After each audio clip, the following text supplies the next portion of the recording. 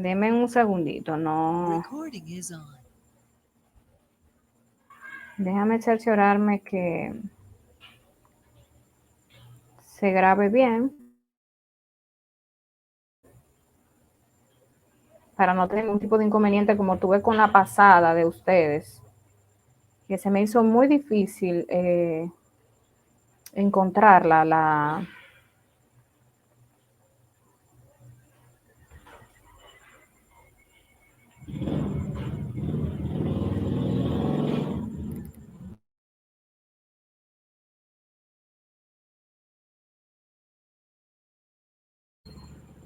Se me hizo difícil encontrar la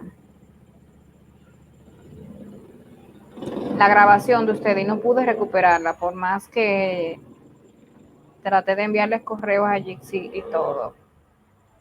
Entonces, esta es la unidad 1 del módulo 3. Se puede ver la pantalla, la pueden observar. Alguien que me conteste si la puede ver la pantalla. Yo todavía no la puedo visualizar. Estoy esperando a ver si en mi internet. Ahora sí me salió. Ok.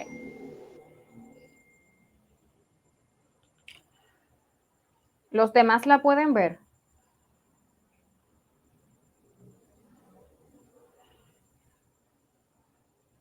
¿Me escuchan? Yo sí, profe. Ok. Clave. Entonces, este es el módulo 3, como yo le decía, la unidad 1, principios bacteriológicos y esterilización. Eso es básicamente lo que vamos a ver aquí, como su nombre lo dice, principio, vamos a ver muchos términos. Y aquí vamos a ver muchos nombres extraños que yo me imagino que cuando leyeron la guía se dieron cuenta de que tenía muchos nombres raros que ustedes ni siquiera conocían. Y ustedes dirán, pero ¿para qué nos vamos a aprender? Bueno, es realmente, como yo les decía, a modo de cultura general. No es que ustedes van a manejar dentro del consultorio esos términos, sino que eso les sirve para crear conciencia muchas veces, porque a veces ustedes no entienden el grado de responsabilidad y el grado de contaminación que hay en los consultorios. Entonces, una manera de ustedes visualizar qué es lo que ustedes están manejando a la hora que ustedes le ponen la mano a cualquier material, pues es esta clase.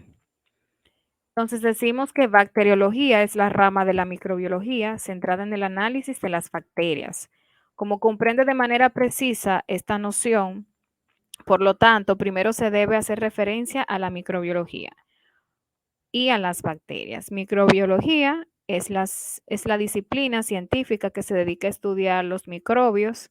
Un microbio o un microorganismo es otra parte, es un organismo unicelular que solo puede ser observado a través de un microscopio. O sea que clínicamente ustedes no van a poder ver una bacteria ni un microbio.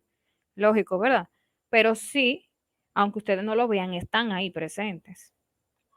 La microbiología es la ciencia encargada del estudio y el análisis de los microorganismos, o sea, seres vivos, diminutos, no visibles al ojo humano, también conocidos como microbios.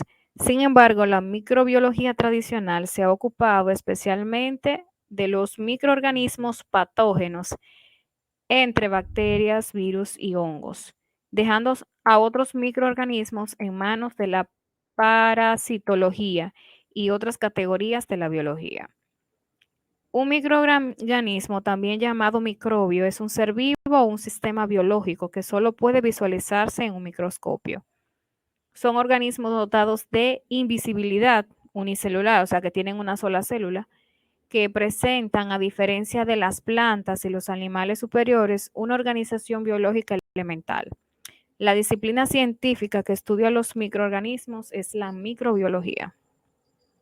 O sea, en resumen, como ustedes pudieron escuchar, son microbios sumamente diminutos. O sea, ustedes no lo van a poder observar a la hora de que están en un consultorio dental, pero ustedes tienen que tener presente que todos los equipos y materiales que ustedes van a manejar están contaminados por microorganismos que ustedes no pueden observar. Yo le decía en clases anteriores que la boca, o sea, en estadio normal, tiene de 500.000 a 600.000 variedades de bacterias. Imagínense, porque por lo regular, un paciente que asiste a una consulta dental no va porque sí, siempre va por una actividad, ya sea una caries, un dolor, una infección. Entonces, imagínense esa cantidad de bacterias multiplicada por 4 aproximadamente.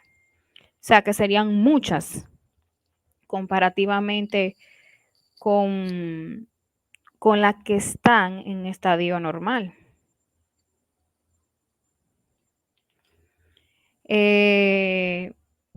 Dentro de las enfermedades, entonces dentro de los principios bacteriológicos existen un sinnúmero de enfermedades que dependiendo de su categoría, dígase si son causados por bacterias, por virus, por hongos, por esporas, eh, pues tienen una categoría, tienen una clasificación, por así decirlo. Entonces aquí dice que las bacterias se disponen de diferentes armas para provocar las enfermedades.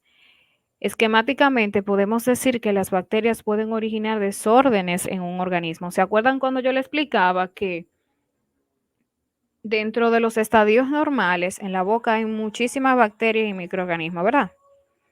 Pero que cuando ellas decidían crecer un grupo de manera desordenada, pues causaban un problema, ya sea una enfermedad periodontal, ya sea la caries dental, ya sea una enfermedad de las encías, etcétera, cuando se encontraban en grandes cantidades. Entonces, a esto es que se refiere que cuando se disponen a diferenciar armas pueden provocar enfermedades.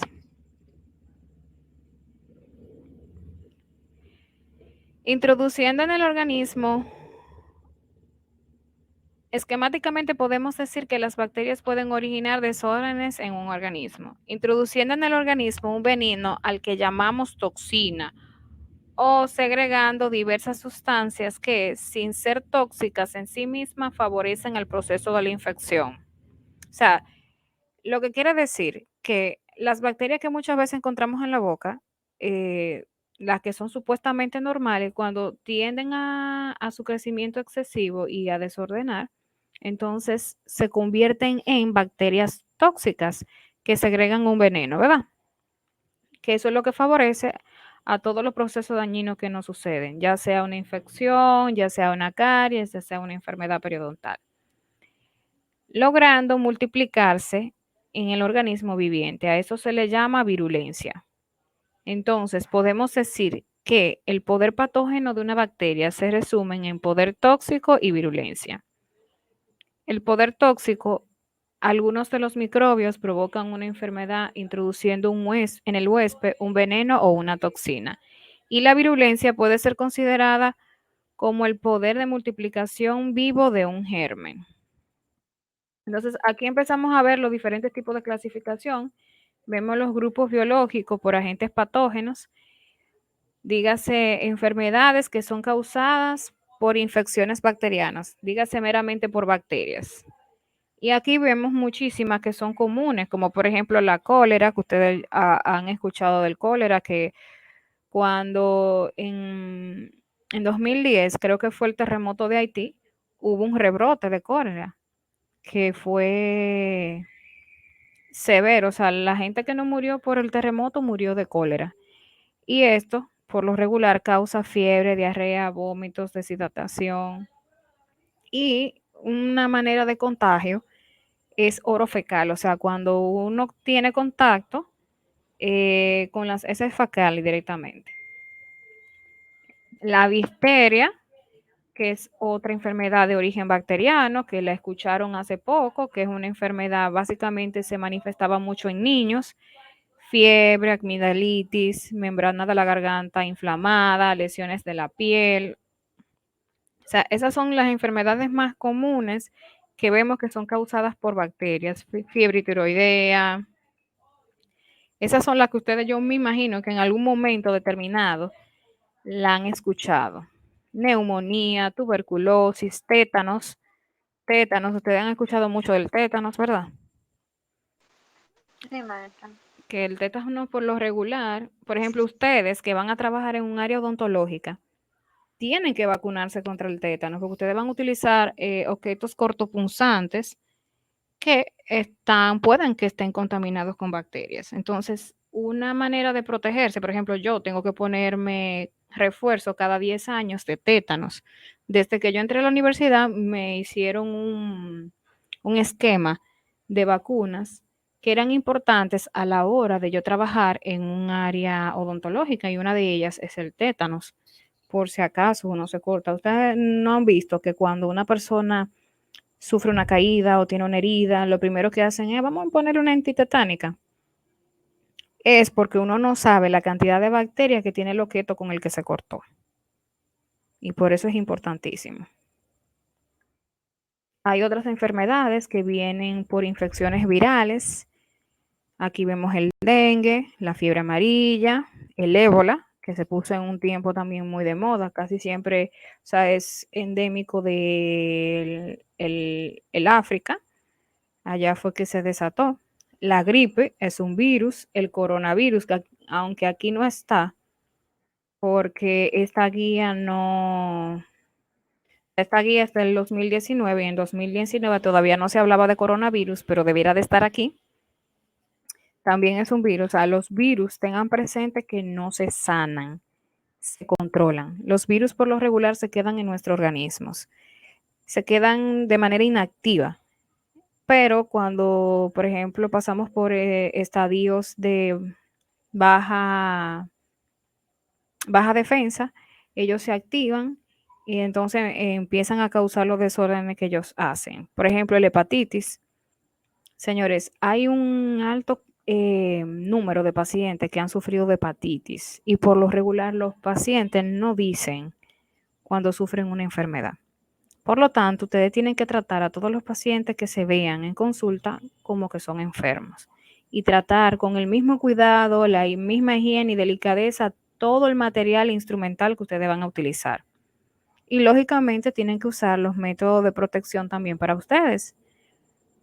Tienen que tratar dos cosas: de no contagiarse ustedes de las enfermedades que tienen los pacientes, pero tampoco de dejar el instrumental o los materiales contaminados para contagiar a otros pacientes.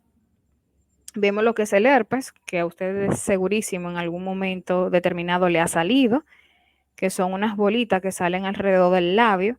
Por lo regular, cuando hay altas fiebres, no se sana. La persona que se contagió de herpes va a sufrir de herpes toda la vida. Originariamente, el herpes es de origen vaginal, pero como la mucosa vaginal y la mucosa bucal son muy semejantes, como ustedes comprenderán, con la invención del sexo oral, entonces el herpes genital pasó a oral. Por eso es que se habla de un herpes tipo 1 y de un herpes tipo 2. Otras de las enfermedades de origen viral está la rabia, la rubeola, que en algún momento cuando ustedes tuvieron pequeño lo vacunaron contra la rubeola. Si buscan su esquema de vacunación, tiene que estar por ahí. El sarampión, la varicela, la viruela, que realmente ya no existe, porque con la invención de la vacuna, entonces ya lo que por lo regular le da a la gente es viruela. Perdón, varicela, no viruela. La viruela no existe, porque la viruela en su momento cuando salió, si ustedes buscan a través de la historia, mató muchísima gente.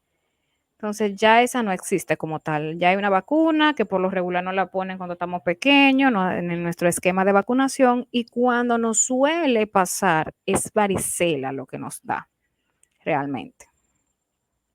Tenemos otras enfermedades que son por hongos. Cuando ustedes escuchen micosis, ya ustedes saben que eso es un hongo que está involucrado. Por ejemplo, eso se ve muy común, no tanto en boca, pero se ve muy común en las uñas, en los pies, en la piel. Se ven muchas infecciones por origen micótico o por hongos.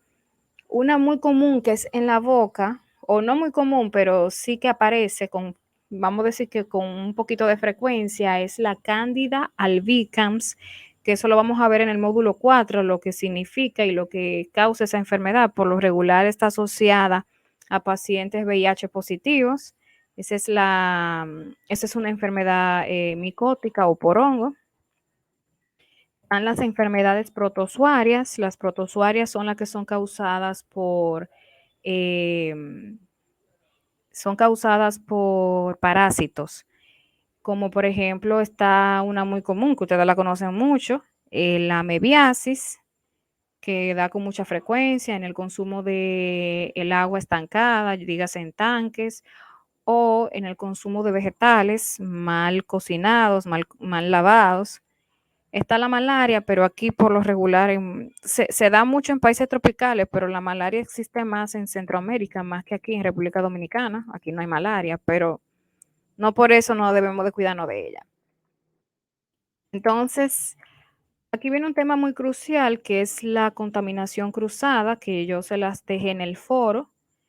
La contaminación cruzada, aquí nos dice, se sabe que en el consultorio odontológico es una de las instalaciones del área de salud más seguras que existen, pero pese a lo anterior, la probabilidad de infección por contaminación cruzada es más alta debido a las tareas en las que en el consultorio se realizan. Los hongos, esporas, virus y bacterias pueden estar en cualquier paciente, supone alto riesgo de contaminación al momento de ir al consultorio médico o al dentista o simplemente ir a la visita, a visitar un enfermo en casa o en el hospital. El contagio de estos agentes se conoce como contaminación cruzada. La contaminación cruzada es un contagio de microorganismos de paciente a profesional, de auxiliar a paciente o incluso de paciente a paciente. Las medidas para evitar la contaminación son llamadas bioseguridad, que esas son las que ustedes van a aprender en el módulo que viene, la cual se puso en manifiesto luego de la aparición del síndrome de inmunodeficiencia adquirida, SIDA, o enfermedad de tipo A que se transmiten por sangre, saliva, spray y secreciones. Se produce cuando los microorganismos viajan por algunas de las vías al instrumental, ropa o inmobiliario cercano. Por eso era que yo le hablaba de la extrema higiene a la hora de ustedes estar en consulta. La boca cuenta con una de las concentraciones más grandes de microbios de todo el organismo. Se estima que una gota de saliva, oigan, una gota de saliva puede llegar a contener más o unas 600,000 bacterias. Los microorganismos se contagian con más frecuencia son hepatitis simple, B, C, influenza y VIH. También los virus de la varicela, adenovirus, rubeola, citomegalovirus, Steinbar, entre otros, pueden ser transmitidos en consulta con el dentista. O sea, todas esas enfermedades que ustedes ven ahí, que casi todas son de origen viral, pueden aparecer en consulta. El contagio puede darse por vía directa o por contacto directo con fluidos orales, sangre u otras secreciones de personas contaminadas con alguna de las enfermedades anteriores mencionadas. También se presenta contagio por el contacto con superficies o instrumentos infectados. Por eso era que yo le hablaba de que cuando ustedes entren al trabajo como tal, tienen que llevar un esquema de vacunación, porque ustedes no saben con cuáles de esas enfermedades se pueden encontrar y pueden ser contagiados. Un protocolo de limpieza efectivo es crucial para evitar un contagio de enfermedades y la proliferación de gérmenes y bacterias en nuestros consultorios, además de garantizar la manipulación adecuada de los instrumentos en cada procedimiento. Al igual que su mantenimiento, ten presente el uso de productos de limpieza que te permitan practicidad en su uso y sean sostenibles con el medio ambiente, haciendo el uso inteligente de lo biodegradable. Existen vías de contaminación, como es la vía respiratoria, como todos sabemos, que es a través de la nariz, o puede ser también a través de la boca. La vía dérmica se refiere a todo lo que expone nuestra piel. La vía digestiva, que es a través de la boca, laringe, faringe. Y la vía parenteral, que tiene que ver con las sustancias, por ejemplo, cuando tenemos heridas abiertas, Esta es la vía que, o sea, que son provocadas por pinchazos o cortaduras. A esto que se refiere con vía parenteral. O sea, vamos a suponer que ustedes están trabajando y se cortan con una aguja. Eso es una vía parenteral. O sea, una contaminación por vía parenteral. Y existen rutas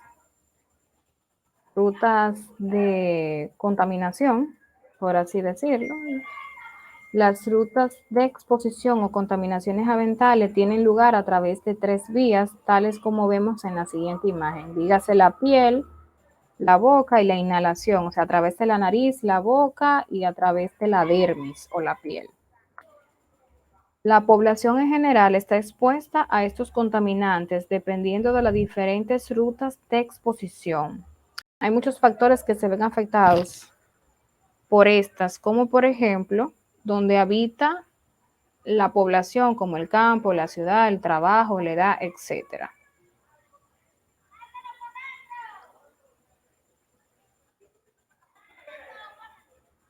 Y aquí vemos la definición de lo que son los virus, que ya lo vimos anteriormente, que son estructuras diminutas que solamente pueden ser observadas a través del microscopio eléctrico, son unicelulares, que las bacterias son microorganismos también unicelulares que se pueden ver a través del microscopio óptico, o sea que visible al ojo humano no pueden ser ningunas. Los hongos por igual. Y vemos aquí que no lo habíamos visto, una definición de lo que es una espora. Una espora es un cuerpo microscópico unicelular y pluricelular. Miren, las esporas son, vamos a compararlas con garrapatas. O sea, las esporas, ellas pueden sobrevivir cuando ellas se pegan a otro cuerpo. Y son dificilísimas de matar. Son tan difíciles que, por ejemplo, los virus, las bacterias y los hongos, vamos a suponer que se encuentren en un instrumento dental, pueden ser limpiados o eliminados con una desinfección en frío. En frío me refiero a que ustedes lo lavan con agua y jabón y lo meten en una solución por unos 15 minutos, pero las esporas necesitan de un esterilizador. Por eso es que se crea la esterilización en calor o los esterilizadores, debido a que ellas solamente pueden eliminarse cuando están a altas temperaturas. O sea, ustedes pueden, un paciente, por ejemplo, VIH positivo, que se atiende, que se cortó, que se hizo una extracción, ese instrumental sucio, ustedes lo pueden limpiar con agua, con jabón y meterlo en una solución por 15 minutos, media hora, ese instrumental está limpio y puede ser utilizado sin miedo en otro paciente. Sin embargo, cuando ese mismo instrumental está contaminado por una espora, no se puede. O sea, y lógicamente uno no se va a arriesgar a que quede por ahí algo, sino simplemente lo esteriliza en frío y nuevamente lo pasa a calor por 1 hora o hora y media. Dependiendo, hay muchos tipos de esterilizadores y va a depender del tiempo que el esterilizador tenga programado, pero por lo regular es a altas temperaturas. Es tan a altas temperaturas que hay muchas cosas que no se pueden entrar en el esterilizador porque se queman, básicamente. ¿Alguna pregunta? ¿Todo muy claro o fui muy rápido? ¿O no entendieron nada? Sí, dígame, Vilfrania. Sí, en ese caso, doctora, de los pacientes con VIH, me imagino que todo asistente y doctor debe de llevar sus gafas, porque en un salpicado de unas de esas gotitas que suelen salpicarse, puede caer en la mucosa del ojo, por ejemplo. Ya puede haber un contagio, porque a través de la saliva no va a ser, pero sí de un poquito de sangre ya es suficiente.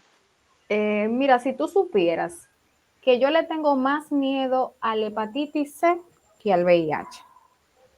Porque el VIH, como tú dices, una gota de sangre de VIH que vamos a suponer, como tú dices, que brinque de un paciente hacia un odontólogo o hacia un personal de salud. O sea, el virus del VIH es débil y por lo regular muere al instante de salir del huésped. O sea, vamos a suponer que viaje y dure 3 segundos para que te tope.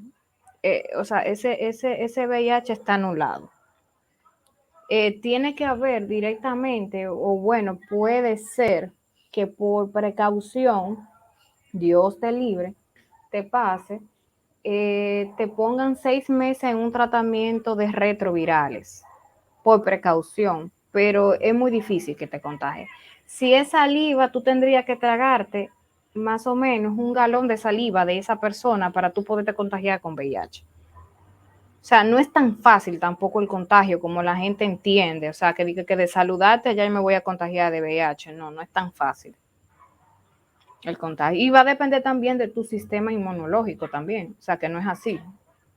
Ya me contaminé, ya estoy VIH. No, no es así tampoco. O sea, no es tan fácil el contagio. Más fácil se te puede contagiar, te puedes contagiar de hepatitis C que de VIH. ¿Sí? ¿Quién era que me quería hacer otra vez? Entiendo. Que eso le iba a preguntar al profe. Y entonces, ¿y hepatitis C cómo es que se contagia? Es igual, es un virus. O sea, como acaba de, o sea, con la misma temática que acaba de plantear Wilfrania, o sea, si te cae una gota de saliva o un área, más fácil se puede contaminar de esa manera. O sea, el hepatitis C, que el mismo VIH. Más fácil te puede contagiar de hepatitis C. Y el hepatitis C hay que tenerle miedo, porque acuérdense que es una enfermedad que se aloja en el hígado y no es fácil, pero para nada. ¿Alguna otra pregunta?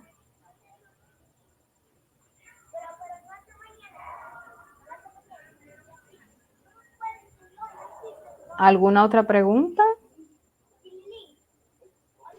Por ahora no todo es claro. Miren, los llevé bastante suave esta semana. Si se fijan, solamente le puse 2 foros y unas preguntas de desarrollo, o sea que son sumamente fáciles y es a modo, como yo le decía, de cultura general. Aunque ustedes no meramente son asistentes dentales y quien tiene la mayor responsabilidad de ese paciente es el odontólogo, pero es justo que ustedes sepan a todo lo que ustedes se están enfrentando o se van a enfrentar a la hora de trabajar en una consulta dental. O sea, de que conozcan las enfermedades y de que conozcan los riesgos que ustedes pueden tener.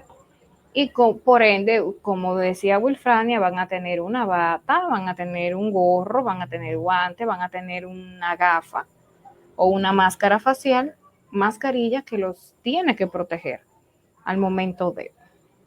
O sea, se le tiene que proporcionar todos esos elementos para ustedes poder trabajar. Bueno, no es fácil. ¿Alguna otra pregunta?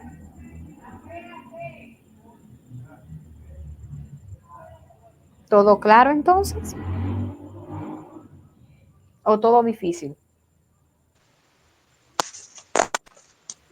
Todo claro, profe. Yo he entendido casi, bueno, todo.